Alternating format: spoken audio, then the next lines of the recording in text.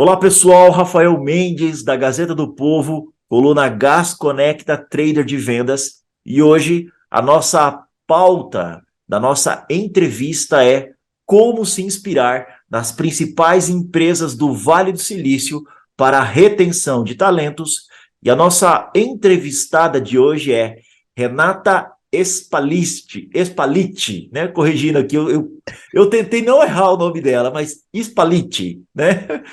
Vice-presidente da Apsen Farmacêutica. A Renata é um fenômeno nas redes sociais, tem 1,5 milhão de seguidores no Instagram, é autora best-seller e tem um livro incrível, e aí eu quero convidá-los a todos a adquirirem esse livro, Sucesso é o Resultado de Times Apaixonados, publicado, né, pela editora. Gente, Renata, obrigado pela sua participação aqui, querida. Eu que agradeço, um prazer enorme. Muito obrigada. A segunda vez eu falei seu sobrenome certo? Sim, italiano, na Spalletti. Palite.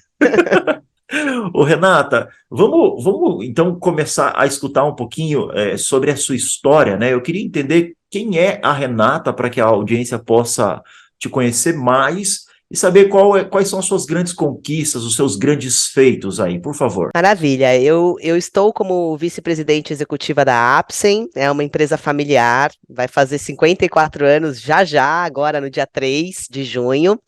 E eu faço parte da família fundadora, eu sou a terceira geração no negócio. O meu pai, o Renato Spalletti, é o nosso presidente. Começou com 16 anos na Apsen, então tá aí completando realmente praticamente uma vida na empresa.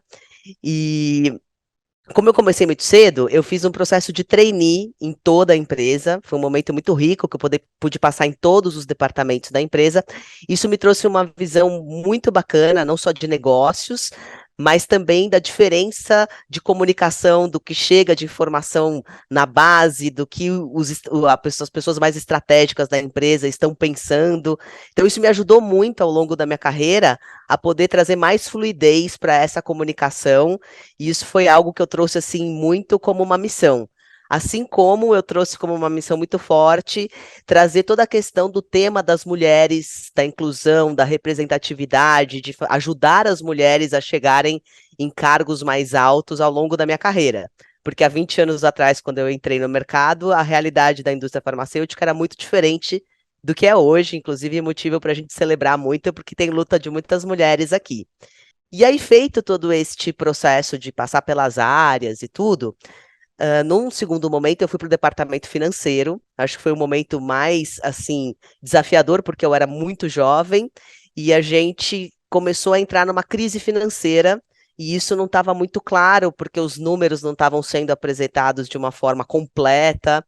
E aí foi o primeiro desafio, porque eu tive que aprender ali, conciliando o fluxo de caixa, chegando ali nas informações e passar por um momento bastante crítico por ser muito jovem. Então, a gente fez reestruturação. Infelizmente, eu tive que demitir uma quantidade de pessoas, demitir amigos, colegas, pessoas queridas que eu amo, pessoas que eu tenho relacionamento até hoje, porque eu acho que o carinho e a amizade, eles vão além da relação na Apsen. E, obviamente, renegociar todos os contratos da empresa e precisar organizar toda essa questão de fluxo de caixa, renegociar investimentos e principalmente as captações de recursos que a gente tinha naquela época. Até a gente estava construindo um prédio de pesquisa e desenvolvimento, então teve a dor de parar a obra, esperar um pouco para continuar. Na sequência, coisa de 5 anos depois, a Apsen estava crescendo bastante e eu e meu pai, como uma empresa familiar, a gente tinha muito a dor de perder aquele controle, aquela sensação de que a gente conhecia todo mundo, que a gente tinha os números na mão. E aquilo nos trouxe bastante insegurança, porque eu me formei em engenharia química. Depois eu fiz uma pós-graduação em finanças. O meu pai se formou na faculdade da vida, autodidata, aprendeu desde moleque aqui na empresa, se formou aprendendo, testando, errando. E ali eu fui fazer um MBA para CEOs na FGV e eu consegui ferramentas, que era aquilo que eu precisava. E eu saí de lá com a missão de implementar o planejamento estratégico, a gestão por indicadores, trazendo um modelo de gestão e de negócios um pouco diferente e investir ainda mais na cultura de pessoas, que era fortíssima na Apsen. E o planejamento estratégico, acho que foi de fato, até hoje, a minha principal conquista aqui na Apsen, porque a gente decidiu dobrar de tamanho em 5 anos. Na época, a gente faturava próximo de 500 milhões e o sonho grande, aquela meta mais ousada, era chegar no 1 bi de faturamento. E aí, imagine né, o desafio de uma empresa que era gerida com 500 milhões, que já estava com as suas dores, com os seus desafios, chegar no 1 bi. Então, a primeira coisa que a gente fez foi trabalhar compliance para que a gente pudesse ter uma base bastante estruturada e robusta para poder chegar nesse volume de faturamento, de transações, de negociações, com sistemas, com processos e com políticas bastante estruturados. E aí depois toda a questão do time, né? Você quando traz um novo desafio, tem a curva da mudança e tem também aquelas pessoas que infelizmente não vão entender, vão ficar muito presas ao que era no passado. Então a gente fez toda essa transição das pessoas por uma gestão que olha o ser humano no centro, mas que também traz a performance de uma forma bastante robusta. Chegamos no faturamento não em 5 anos como a gente queria, mas em 6 anos. No meio do caminho veio a pandemia, que foi, assim, acho que um grande feito também que nós realizamos na Apsen, porque somos uma indústria de produtos essenciais, tivemos que continuar produzindo, cuidando da segurança de quem estava aqui na produção, e ao mesmo tempo colocando toda a força de vendas, todas as áreas administrativas em home office. E aí cuidando da saúde mental das pessoas, tentando entender novos modelos de fazer coisas online. A nossa força de vendas, por exemplo, era toda relacionamento tete a tete, visitação médica, visitação no varejo. E aí a gente teve que entender, primeiro que não dava para fazer propaganda naquele momento, porque o médico estava muito envolvido, os que estavam na linha de frente estavam emocionalmente abatidos e esgotados, e os que não estavam na linha de frente estavam perdendo seus clientes, não estavam no consultório, tinham que aprender a fazer telemedicina. Então também teve o desafio de não fazer a propaganda, mas se colocar a serviço dessa comunidade. E agora, nesse momento, a gente acabou de terminar o próximo planejamento estratégico, que a gente fez 24, 28, e Uhum. esse ano a gente está terminando de ajustar os OKRs, fazendo toda o cascateamento das nossas metas. E agora são novos desafios, a gente vem aí com um avanço do nosso portfólio, a gente quer entrar em outros mercados, a gente acabou de abrir uma frente do mercado na cardiologia, que era uma especialidade que a gente não atendia, que é uma especialidade enorme, bastante importante no Brasil. Uhum. Então, acho que resumindo uma história longa aí de 20 anos, acho que esses foram os principais feitos. Isso eu poderia chamar de big numbers, hein? Ô, Renata, a gente, bom, como eu citei, eu sou um fã teu, eu sigo você no Instagram e tive contato com você numa palestra e me chamou bastante a atenção a maneira como você enxerga o indivíduo dentro das organizações. E eu mandei para a tua assessoria de imprensa, né, o nosso briefing, a pauta do que nós iríamos conversar aqui, e eu queria escutar a sua opinião em relação à segunda pergunta que eu tenho aqui, tá? Uma matéria, e inclusive, tem que estar muito conectado com você, que acabou de vir do Vale do Silício, né? Então, isso que é bem Sim. legal, né? Era para você, Renata, essa pauta.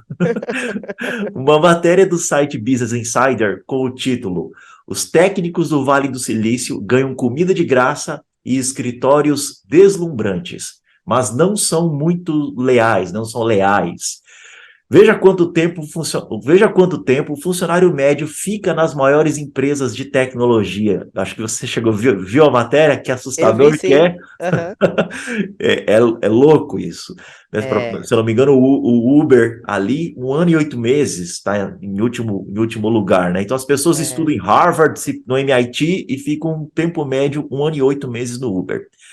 Como especialista que você é, poderia falar um pouco deste estudo e o que você entende como uma aprendizagem prática para as empresas do Brasil? Perfeito, é um tema que eu adoro, né? Como você falou, eu acabei de voltar do Vale e foi um momento muito legal porque eu fui pro Vale logo depois do Chat GPT, do boom do Chat GPT. Então eu peguei toda essa parte da AI fervilhando lá, foi um momento especial porque tinha adormecido um pouco a questão da AI e a hora que a gente foi para lá estava realmente ah, assim, no momento, no burburinho. Então foi bem bacana nesse sentido. E também foi muito bacana para entender a cultura do Vale e entender essas empresas que muitas nasceram lá e, enfim, se espalharam pelo mundo, cresceram absurdamente, são aí hoje as maiores empresas do Brasil, do mundo. E o que eu percebi lá é que tem muito a cultura específica do Vale que acaba influenciando nas empresas que nascem ali nas suas garagens ou hoje nos coworkings e que já nascem com esta cultura muito ali daquela região de Palo Alto, que é a questão de você fomentar muito as ideias, de você ser muito aberto, de você ter muito autorresponsabilidade, de você entender que todo mundo que você encontra em qualquer lugar pode ser alguém que vai te dar uma ideia. As pessoas ali não têm medo de que as pessoas copiem as ideias, porque eles têm mais a sensação de que querem colocar aquela ideia em prática do que de que alguém vai roubar e eu vou sair perdendo. Então, eu acho que isso é muito forte no Vale. E ao mesmo tempo, eu acho que eles têm metas muito ousadas, eles têm muitos sonhos, eles pensam muito grande, que também é uma coisa um pouco ali daquela região. E aí eu vejo que muito dessa falta de lealdade, eu não sei se nem a palavra correta é lealdade, porque eu acho que as pessoas entram para ficar, para aprender, entram com toda essa sensualidade, né, que tem você de trabalhar nas empresas mais desejadas, com as práticas mais disruptivas de gestão de pessoas. O que eu acho que acontece é que a pessoa, uma vez estando lá, entende que a autorresponsabilidade é enorme. A gente lendo a matéria, nós observamos, por exemplo, que tem empresas que você pode tirar férias a qualquer momento. Você tem a autonomia de tirar férias a qualquer momento. Só que ninguém vê que por trás tem uma meta muito ousada, que se você tirar férias, você provavelmente não vai chegar nessa meta. E eles são muito rígidos com esse atingimento. Tem políticas muito diferentes de remuneração. Eles remuneram muito bem, porque eles precisam trazer as melhores pessoas. E dependendo do nível técnico, as melhores pessoas são raras e são ali disputadas pelas mesmas empresas. Então tem o assédio que vem de fora, que é muito grande e tentador. Tem a sustentabilidade de você ficar numa empresa que você tem que entregar muito e a médio prazo isso acaba trazendo uma carga muito grande. Eu acredito que tem muitas pessoas que entram para aprender, para vivenciar essa experiência. E também, especificamente falando do Vale, a gente tem muita influência de Stanford. Claro que vem muitas pessoas de Harvard, do MIT, com certeza, mas tem muito a influência de Stanford ali, que é uma universidade que traz o empreendedorismo na veia. Então você está ali, conversando com os VCs a qualquer momento, conversando com as startups que estão nascendo, alguém te traz uma ideia, ou você tem uma ideia que você arruma uma pessoa para fazer. Então também tem aquelas pessoas que saem para empreender. Então eu entendo que assim, a gente olhando de fora, parece que é um parque de diversões, que tem aquelas áreas de descompressão maravilhosas, e realmente os escritórios, assim, eu fui visitar a Google, é uma cidade, você fica assustado, assim, do tamanho, do porte físico da empresa. Fui visitar a Apple, também é encantadora. Você fala, gente, mas como pode, assim, materiais tão nobres sendo utilizado em todas as áreas, é tudo muito bonito, o design é presente em tudo. Mas aí você percebe que tem esse outro lado bastante forte. A gente teve aula com vários professores dessas empresas. A gente teve aula com um professor muito interessante da Netflix, que é uma cultura que eu adoro. Eu cito muito no meu livro a cultura da Netflix, porque realmente eu trouxe muito a essência deles. E é uma cultura totalmente diferente também, mas que também traz essa carga de assim, precisa entregar. Acho que no fim do dia a mensagem que fica é que precisa entregar o resultado. E aí acontece essa situação que eu coloquei, talvez não seja nem falta de lealdade, mas eu acho que é falta da gente olhar as metas que são acessíveis, a questão toda relacionada à saúde mental, como que eu fico quando eu preciso atingir uma meta tão dura e apesar de eu ter férias para tirar a qualquer momento, ao mesmo tempo eu não consigo tirar essas férias, né? Muito bom, muito bom. Nossa, parabéns. É uma aula que a gente está tendo aqui. Eu gosto muito desse estudo. Você lembra um dos benefícios da Adobe? A Não, cada, agora não. a cada 5 anos na companhia, você tem um ano sabático. Sim. sim, E o tempo de permanência do pessoal, quase 10 anos, assim, é absurdo os dados, né? fantástico, sim, sim. E deixa eu escutar você nessa próxima, né, nesse próximo tema. Como uma empresa pode aumentar seus lucros e vendas sem perder o relacionamento humano com os seus times? E aí, se você puder conectar um pouquinho, a gente é uma realidade, né? O home office, assim. E eu, conversando com outros empresários, eu tenho deixam muito claro, assim, que a cultura tem morrido, né? Por causa do home office. O desafio é muito grande de manter a cultura da empresa. Então, eu queria te escutar como, né? Como lucrar mais, como vender mais, mas não perder o relacionamento humano e também conectando com esse ponto do home office, por favor. Puxa, gosto muito desse tema também. Todos são muito. Quando eu vi ali o tema da entrevista, eu fiquei bastante feliz porque são dilemas comuns que a gente está vivendo no mercado hoje, mas são coisas que a Apsen já vem olhando com muito carinho e trabalhando. A gente tem até o nosso propósito na Apsen, tem uma frase que diz que corre nas nossas veias a mais humana das tecnologias. E eu sempre gosto de, quando eu estou fazendo a integração de novos colaboradores, de traduzir o que isso significa. E isso serve muito para venda ou para qualquer outra coisa que a gente faça na empresa, que é tentar, através da tecnologia, trazer ferramentas que são nossos aliados para que a gente possa aumentar nossa performance, para que a gente possa fazer uma série de coisas que a gente antes fazia no presencial e hoje você não tem o tempo de trânsito, você não precisa se deslocar, uma mãe pode ficar em casa e conseguir cuidar do filho e ao mesmo tempo performar no trabalho. Então a gente tem uma série de benefícios do home office que são incríveis, as pessoas gostam muito, e eu acho que é muito difícil a gente retroceder completamente do home office. Eu acredito muito no híbrido. Eu acho que esse é o caminho do equilíbrio. Também não acredito só no home office puro. Eu acho que para algumas posições funciona muito bem e é bom a gente ter essa flexibilidade, porque, por exemplo, a Apsen tem força de vendas pelo Brasil inteiro, mas toda a parte administrativa, a fábrica, P&D, tudo fica aqui em Santo Amaro, em São Paulo. Então, isso me permite contratar uma pessoa que não quer sair de algum determinado estado, de alguma determinada região, mas eu não deixar de ter esse conhecimento, essa possibilidade de ter essa pessoa agregando com a nossa equipe. Então, eu acredito que na venda é exatamente a mesma coisa. Como que eu posso colocar a humanidade em primeiro lugar?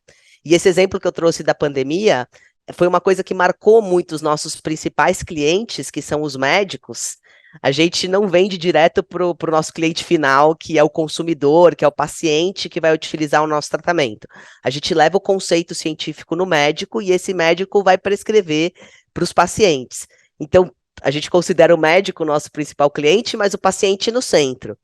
E quando você pensa na classe médica, esse exemplo que eu dei da pandemia, quando você deixa de vender para se colocar a serviço, de uma certa forma você está vendendo a sua marca, a sua reputação, os seus valores, e isso acaba convertendo em vendas de qualquer forma, porque o médico se sente respeitado, ele se sente recebendo um carinho, entendendo que nós percebemos que por trás de um CRM tem um CPF. Então, acho que todas essas questões, quando a gente trata o nosso cliente como um ser humano que está ali do outro lado, que tem uma dor a ser resolvida, e que juntos a gente pode sempre chegar numa negociação que seja boa para ambos os lados, eu acredito muito nesse modelo de negócios, no modelo de negócios onde você trabalha o ganha-ganha e, ao mesmo tempo, coloca o ser humano no centro. Então, eu acho que cada detalhe, encantar as pessoas. Eu acho que tudo isso faz parte de uma grande estratégia de vendas e que pode ser feito no online também. Eu acho Uhum. sim que é possível atingir o emocional, conversar com as pessoas, dar atenção no online. E sempre que possível fazer o presencial também, porque, enfim, acho que olhar nos olhos das pessoas, ter uma conversa franca, fisicamente próximos, é um pouco diferente, a gente não pode negar. Renata, eu acho que a próxima pergunta ela também se conecta com o seu livro que está aí atrás, aí, está usando ele como cenário. Ah, é. Pega o teu livro e mostra para a audiência aqui, porque se Esse é o esse vídeo. mocap do livro É, grandão aqui, ó, de quando a olha gente que ganhou o lindo! best-seller aqui. Que lindo! É linda a capa desse livro. Ah, muito Renata, obrigada. Me responda como extrair o máximo de produtividade dos times e ainda assim não provocar doenças oriundas do trabalho. Eu creio muito, acho que no meu discurso fica claro que a gente coloca as pessoas no centro. É claro que é super necessário ter metas. Eu acredito muito que é necessário ter metas relativamente ousadas, mas atingíveis, porque já foi comprovado em uma série de estudos que se a meta é puxada para cima, mesmo que as pessoas não cheguem em 100%, elas chegam muito próxima. E muitas vezes quando a meta está um pouco mais frouxa, as pessoas eventualmente nem chegam na meta ou chegam naquela meta e não buscam aquele algo a mais. Mas eu acredito que a meta sozinha, ela é insustentável, porque a gente tem uma série de dificuldades. Aqui no Brasil, a gente tem ainda, abre parênteses, as dificuldades do nosso país. Então, poxa, tudo para nós, empreender no Brasil é uma loucura, né? Tanta burocracia, nós somos um dos países ali na lista das burocracias do mundo, a gente está, assim, muito próximo ali do topo. Então, eu acredito muito nessa colocar o ser humano no centro e que as pessoas atinjam a meta pelo propósito. O que a gente vende, entre aspas, muito aqui na Apsen é o sonho que está por trás do propósito, é a conexão de sonhos. Então, como que eu posso conectar o sonho do meu colaborador ao grande sonho da Apsen? E muitas vezes isso não está ligado à função especificamente que a pessoa faz, mas está ligada, por exemplo, nós cuidamos de vidas, nós melhoramos a qualidade de vida, a gente pode curar as pessoas. Então, isso é algo muito forte, é o nosso principal propósito, mas também a gente tem todo um trabalho com os nossos colaboradores, com a empregabilidade, com a causa da diversidade, equidade e inclusão, com causas sociais que a gente abraça pelo Brasil inteiro. Então, isso faz com que as pessoas, de alguma forma, se conectem muito, seja pela carreira delas, pelo que elas estão aprendendo aqui, pela oportunidade que elas têm de estar numa empresa que dá uma visão holística, que permite que todas as áreas deem sugestões, participem de uma série de projetos multidisciplinares, assim como esse outro lado que está, assim, muito latente para as pessoas, que é o nosso propósito como essência, como empresa. E eu acho que isso tudo vai fazendo com que as pessoas vendam a Apsen e cheguem nas metas de uma forma mais saudável, faz com que um ajude o outro, com que as pessoas queiram entregar esse um pouco a mais. E aí vem o outro lado da balança, como que a gente faz para cuidar disso e que as pessoas não tenham problemas relacionados à saúde mental. E é uma linha super tênue, porque quando você está muito apaixonado, eu posso até dizer por mim mesma, que sou uma pessoa muito imperativa, que quero sempre ir além.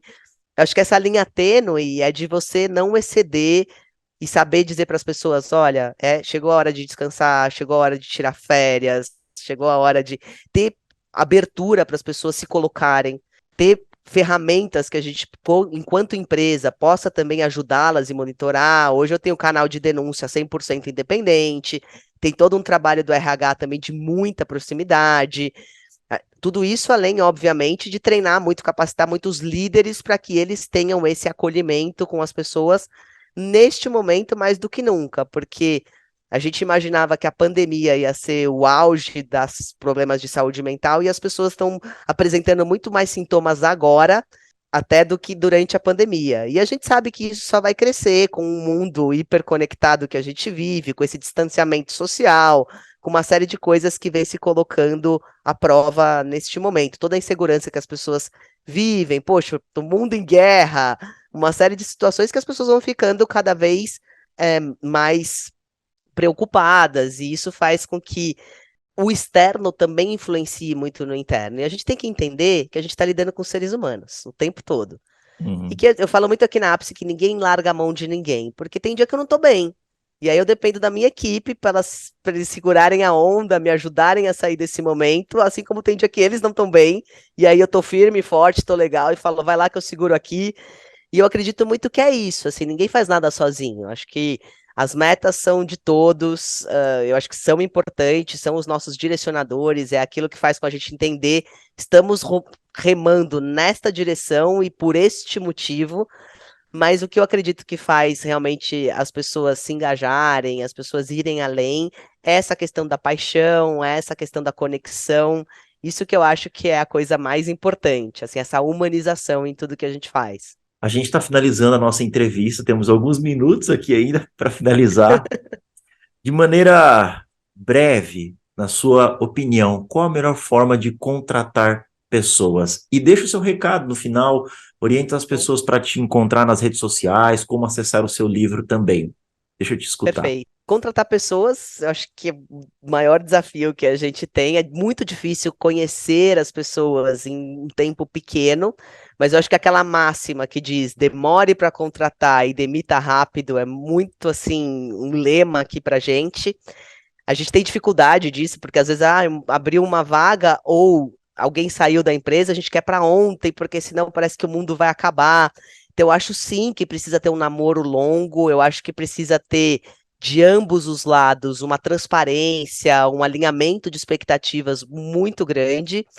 E para além das competências técnicas, que eu acho que aí, pelo menos aqui na Apsen, a gente deixa isso muito para a jornada ali de quem vai ser o reporte imediato, de quem tem o conhecimento técnico específico.